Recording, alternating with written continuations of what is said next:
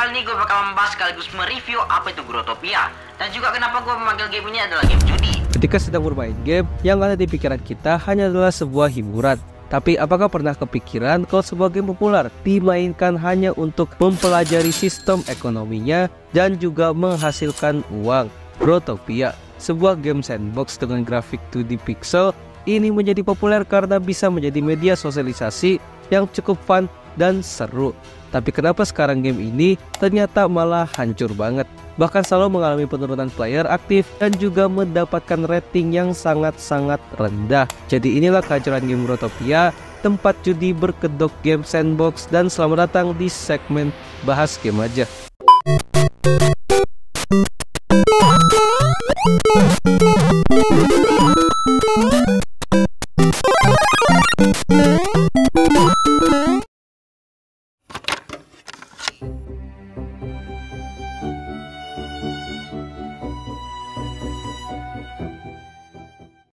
Game yang biasa disingkat menjadi GT ini merupakan game sandbox dengan grafik 2D yang berbasis online multiplayer. Dan pada awalnya, game yang didesain oleh orang yang bernama Seth Robinson dibuat dengan nama Buildo pada tahun 2012.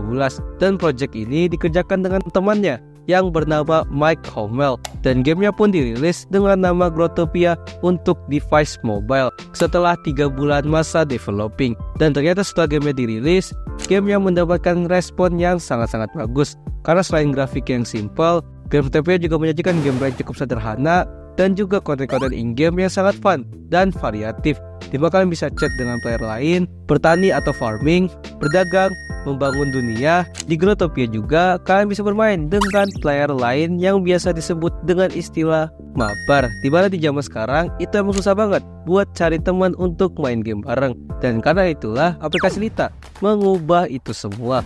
Lita sendiri adalah aplikasi pelopor dan juga sekaligus aplikasi pertama yang memudahkan kita untuk mencari teman mabar, dimana sekarang kalian bisa menyewa teman untuk bermain game dengan kalian. Selain mabar dengan orang-orang random, ada juga seorang content creator, pro player, player yang asik, tampan dan cantik juga. Aplikasi Lita juga menyediakan fitur yang mendetail untuk setiap profil yang ada. Jadi nggak ada tuh kalian lagi mabar sama perempuan tapi wujud aslinya itu om-om. Halo guys, aku Lia, role aku Godlander, tapi aku bisa ngisi role apa aja, bisa ngebantu kamu yang mau push rank. Yuk di order.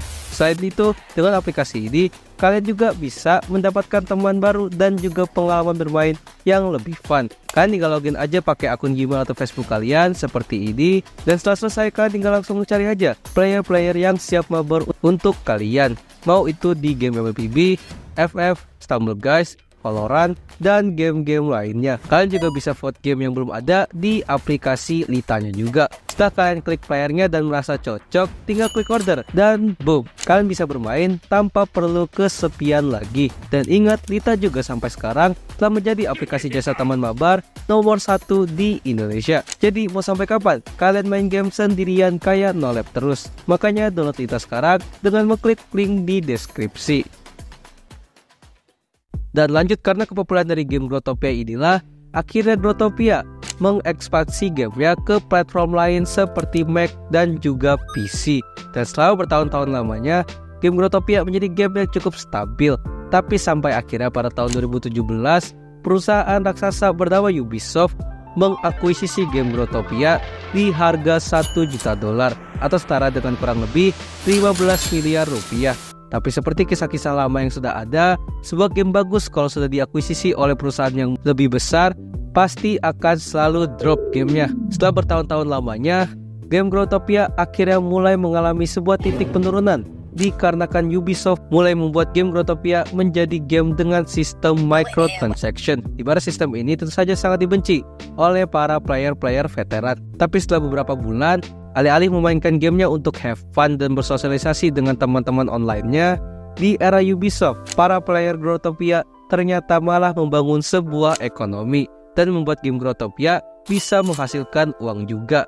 Di sisi lain, developernya yakni Ubisoft juga sudah mulai kelihatan sifat buruknya, di mana ia selalu bertindak seenaknya kepada game Growtopia ini. Dan hal inilah yang ujung-ujungnya menyebabkan titik awal mula kalau Growtopia akan hancur.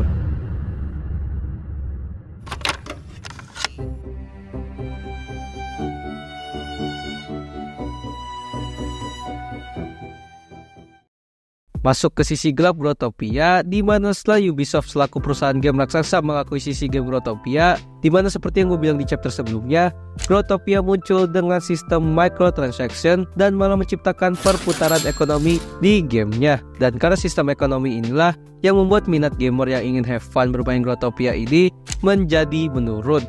Tapi di sisi lain, muncullah player-player baru yang interestnya itu bukan untuk have fun di gamenya, melainkan untuk mencari uang. Interest ini pun muncul karena sistem ekonomi pada game Growtopia sebelumnya, di mana kalian bisa menjual item-item di gamenya dengan uang asli atau yang bisa disebut dengan real money transaction atau RMT. Dan mulai dari titik inilah kata-kata seperti bermain dengan teman, have fun dengan player lain itu sudah hilang. Karena dari kulit luar sampai ke inti dari game Growtopia ini semuanya udah ngomongin uang, dan uang. Karena itulah sistem gamenya mulai memburuk. Pihak developer juga acuh tak acuh dengan sistem game di Growtopia, sehingga hal tadi membuat game Growtopia mulai memunculkan banyaknya cheater dan hacker, di mana cheater dan hacker ini merusak fitur-fitur yang ada di gamenya, seperti membatasi dan mengunci server game, merusak ekosistem pemain lain, dan juga memunculkan banyaknya bot untuk menggrinding item-item yang akan dijual nantinya secara otomatis. Sehingga karena bot-bot ini jugalah yang juga kadang-kadang membuat server penuh dan membuat nilai-nilai item langka di game Growtopia menjadi murahan, atau singkatnya game Growtopia mengalami inflasi.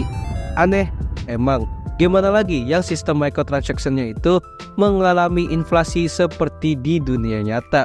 Dan semua hal-hal yang tidak enak ini juga didukung lagi dengan bobroknya para moderator. Developer game ini suka banget nge-ban akun seenaknya, dan juga developernya gak pernah mengupdate gamenya sesuai dengan keinginan para playernya. Belum lagi dengan banyaknya kasino-kasino yang membuat gamenya malah jadi kayak permainan judi. Sehingga dengan semua data inilah Growtopia makin lama menjadi semakin hancur. Bahkan ada sebuah artikel di mana Growtopia akan menjadi dead game dan bangkrut pada tahun 2027. Dan menurut Google Trend juga, sejak tahun 2018, minat para player-player Growtopia juga mulai pudar dengan game sandbox pixel 2D ini. Ratingnya pada di Play Store pun juga itu sekarang sangat-sangat rendah. Jadi kira-kira apakah kalian punya alasan lain? Silahkan komen. Terima kasih telah menonton video ini. Gimana? Apakah kalian juga player Growtopia atau kalian adalah player yang pensiun? Silahkan komen juga. Intinya di sini gue coba bahas saja betapa gelap dan bobroknya game Growtopia ini. Dikarenakan game ini udah kayak bukan game lagi, melainkan aplikasi penghasil uang, tapi emang pasarnya buat bocil aja. Jadi kira-kira game apa lagi nih yang bisa gue bahas kehancurannya atau mungkin keberhasilannya? Silahkan komen. Jadi jangan lupa subscribe Dazzle. Dah.